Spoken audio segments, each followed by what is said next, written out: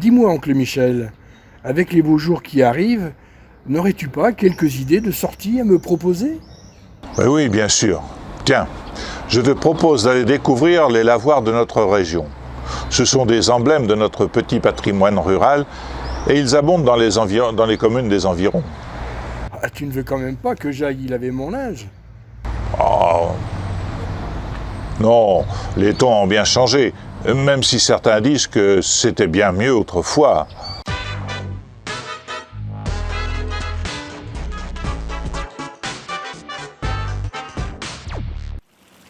Tu veux bien m'en dire un peu plus sur leur installation? D'abord, les lavoirs étaient utilisés pour laver et rincer le linge.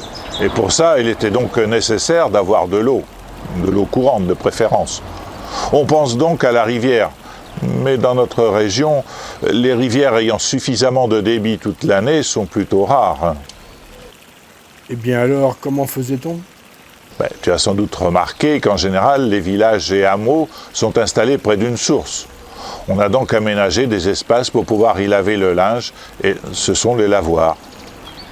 Et comme tu l'as laissé sous-entendre, ils sont nombreux dans notre région? Ah oui, en général, il y en a un, voire deux dans quasiment tous les villages. Même à Beslev, par exemple, on en trouve 5. Donc les sources sont surtout dans les vallées. Pas forcément. On peut aussi en trouver à mi-pente, comme à Beslev ou à Ardin. Cela dépend de la géologie. Je suppose que ces lieux étaient très fréquentés. Bien évidemment. Qui dit source dit alimentation en eau potable pour les humains et les animaux. C'était aussi des lieux de rencontre, d'échange, d'information, de disputes aussi. Bon, c'était un peu les réseaux sociaux de l'époque. Tu veux bien m'en montrer quelques-uns? Oui, nous allons faire plusieurs promenades cet été pour découvrir ces lieux que des communes ou des bénévoles entreprennent de conserver et de restaurer.